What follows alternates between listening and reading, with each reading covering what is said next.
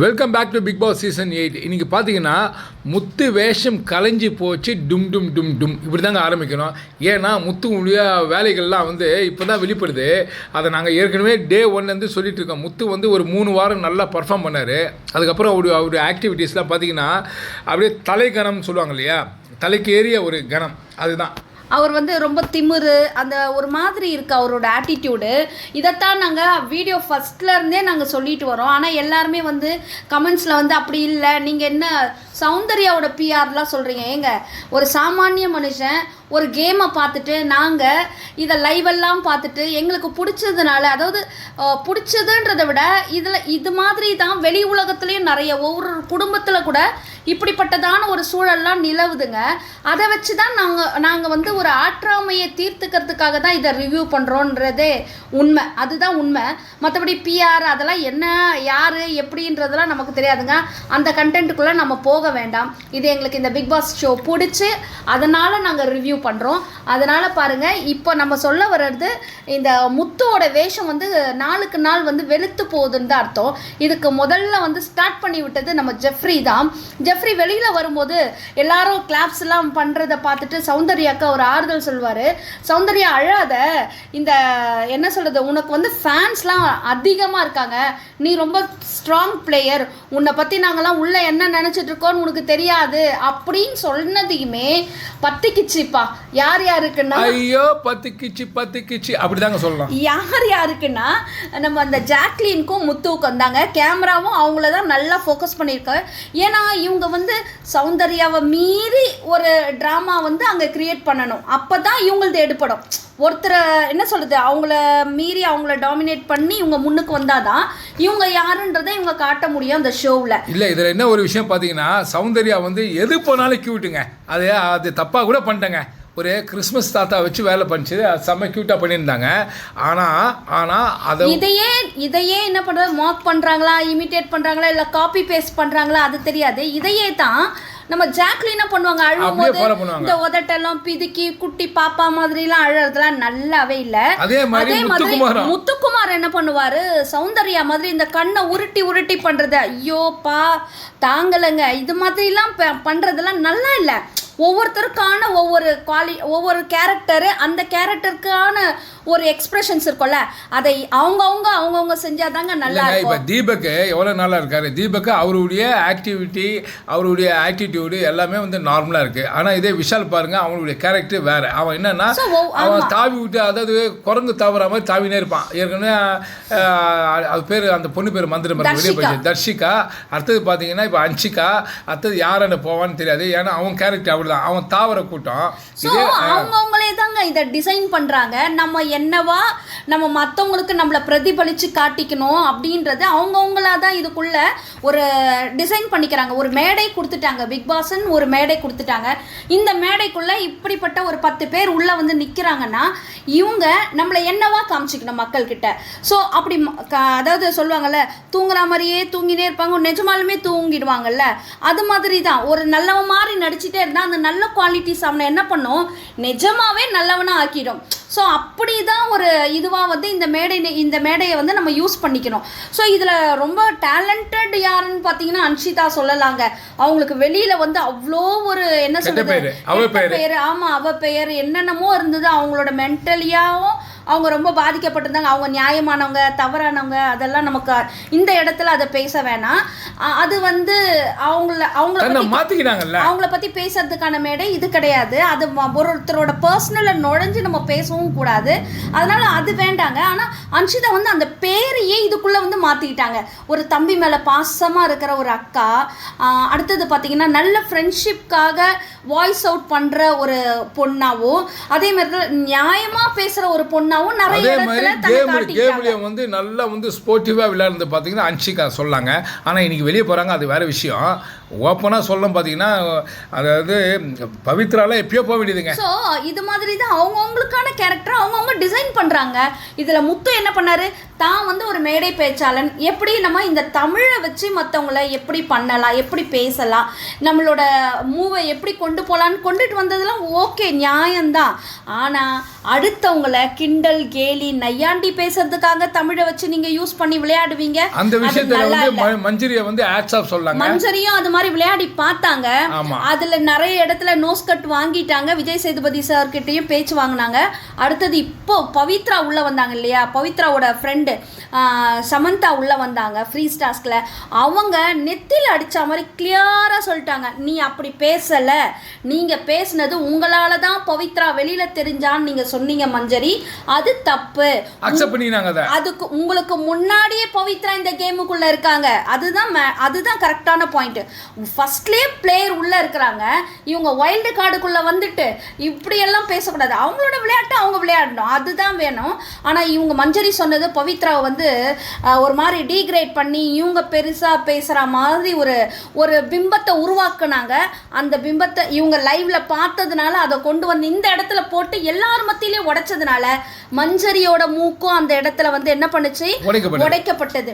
இதே மாதிரி முத்துக்குமாரியும் இவங்க சௌந்தர்யாவோட பேரண்ட்ஸ் கேட்டிருந்தாங்கன்னா இன்னும் நிறைய மக்களுக்கு முத்துக்குமாரை பத்தி நல்லாவே தெரிஞ்சு. ஒண்ணுமே இல்லை, சிம்பிளா யோசிக்கணும்னா பிக் பாஸ் அந்த ஷோல அழகா வந்து பவித்ரா கேட்க விட்டு கொடுத்து அதுல அசிங்கப்பட்டு அவமானப்பட்டு அதுக்கப்புறம் சாரி பிக் பாஸ் அனுதாபத்துல வர முத்துக்குமார் இல்ல. இப்போ வந்து அவங்கவுங்களுக்கானவங்க வந்து அவங்கவுங்களுக்காக பரிந்து பேசும்போது சௌந்தர்யாவையாச்சும் ஜெஃப்ரியை வந்து பேசினது, ஜெஃப்ரியோட அப்பா அம்மா பேசியிருக்கலாம், சௌந்தர்யாவோட அப்பா அம்மா பேசியிருக்கலாம்.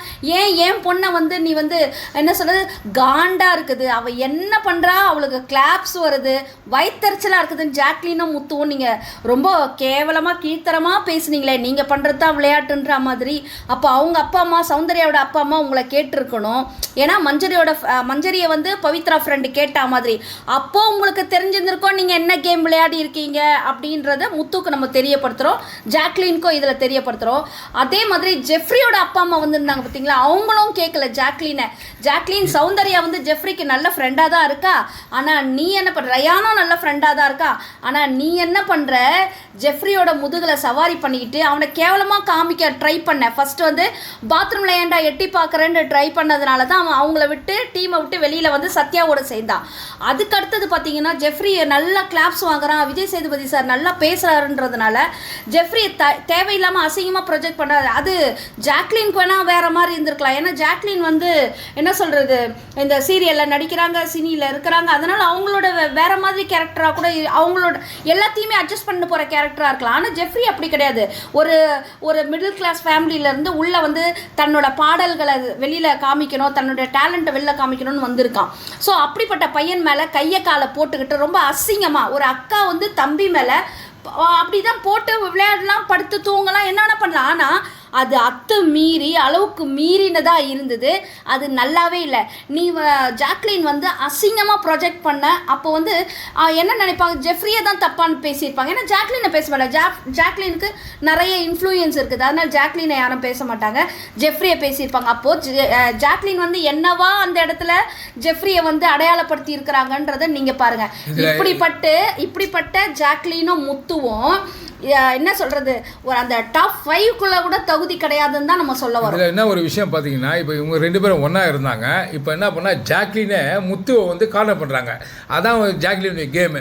கூடியே இருந்து குழி பறிக்கிறது யாருன்னா ஜாக்லின் தான். ஏன்னா மதர் ஆஃப் டெவில் ஏற்கனவே சொல்லியிருந்தோம்.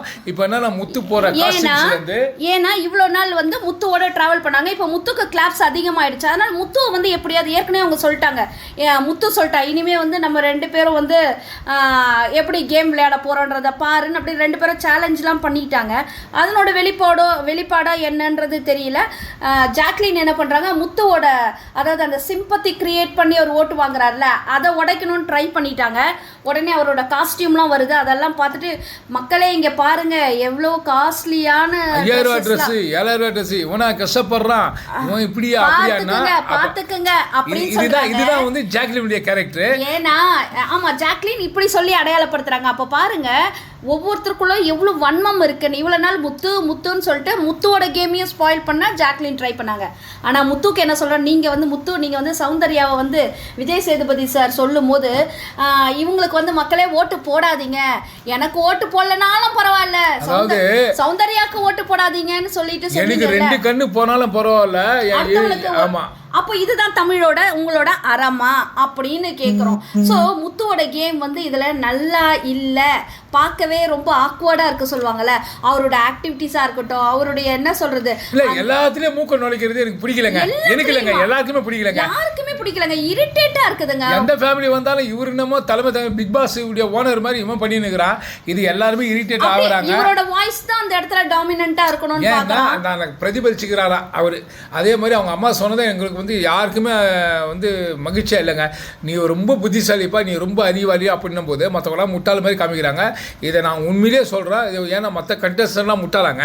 இதை நீங்கள் உண்மையாக நீங்கள் பார்க்குறீங்க அப்படின்னா நான் முத்துக்காக எதிரிலாம் கிடையாது. ஆனால் முத்துக்கு உடைய அம்மாவும் சரி, அவங்க குடும்பத்தாரும் சரி, இவர் தான் பிரில்லியன்ட்டு, இவர் தான் எல்லா வேலையும் பார்ப்பாருன்னு சொல்கிறது எந்த விதத்தில் நியாயம்? உண்மையிலே இருந்தால் நீங்கள் கமெண்ட் பாக்ஸில் கமெண்ட் பண்ணுங்கள். ஏன்னா முத்து யாருன்னு எனக்கு தெரியாது, சௌந்தர்யா யாருன்னு தெரியாது, தீபக் யாருன்னு தெரியாது. எல்லாம் நம்ம பார்த்து பேச்சுவாக்கில் பேசுறது தான். ஏன்னா இந்த பிக் பாஸ் நிகழ்ச்சி வந்து எல்லாருக்குமே வந்து ஒரு நல்ல வழியில் எடுத்து பார்த்தாலும் ஓகே தான், அப்படி இல்லை அது பிடிக்கலன்னு சொன்னாலும் அது அவங்கவுங்களுடைய விருப்பம்.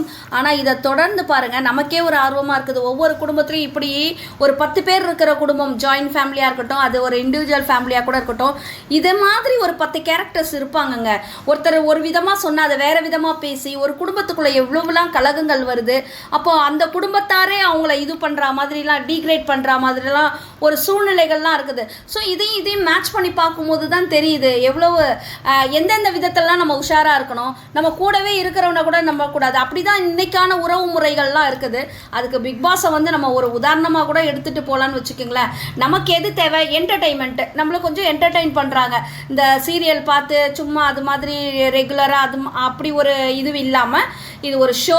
அந்த ஷோவை, அந்த மேடையை யார் எப்படி எவ்வளோ அழகாக யூஸ் பண்ணிக்கிறாங்க, எல்லா ப்ராப்பர்ட்டிஸையும் யூஸ் பண்ணிக்கிறாங்களான்றது ஒரு மேட்டர். அதில் எல்லா இடத்துலையும் எல்லா ப்ராப்பர்ட்டிஸையும் யார் யார் யூஸ் பண்ணாங்கன்னு எல்லாருக்குமே தெரியும். தன்னோட இதுவை ஒரு அறத்தோடு யார் விளையாடினா, நயத்தோடு யார் விளையாடினான்னு பார்த்து ஓட்டு போடுவோம். இதில் என்ன ஒரு விஷயம் பார்த்தீங்கன்னா, இப்போ நம்ம வந்து ப்ரோமோ வச்சு தான் பேசியிருக்கிறோம். இதுக்கப்புறம் வந்து அதோடைய ரியாக்ஷன் எப்படி இருக்குது, அதாவது எப்பவுமே செவுத்துல வச்ச பந்து மாதிரி தாங்க. நீ ஒரு வந்து பந்து அடிச்சுன்னா அது எப்படி உங்களுக்கு ரிட்டர்ன் ஆகுதுன்ற மாதிரி தான் சௌந்தர்யாவுடைய ரியாக்ஷன் அப்பயே பார்த்துருவா. இருந்தாலும் சௌந்தர்யாவுடைய பதில் என்னவோ அதையும் பார்க்கலாம். விஜய் சேதுபதி சார் இப்போ என்ன பேச போறாரு எபிசோட்ல, சண்டே எபிசோட்லன்றதை பார்த்துட்டு உங்களுக்கு நாங்கள் வீடியோ கொடுக்க தயாராக இருக்கோம். நீங்களும் எங்களுக்கு தொடர்ந்து உங்களோட ஆதரவை தெரிவிங்க, சப்போர்ட் பண்ணுங்க. இந்த வீடியோ கண்டிப்பாக உங்களுக்கு பிடிச்சிருக்குன்னு நினைக்கிறேன். பிடிச்சிருந்தா லைக் பண்ணுங்க, கமெண்ட் பண்ணுங்க, ஷேர் பண்ணுங்க, சப்ஸ்கிரைப் பண்ணுங்க. தேங்க்யூ.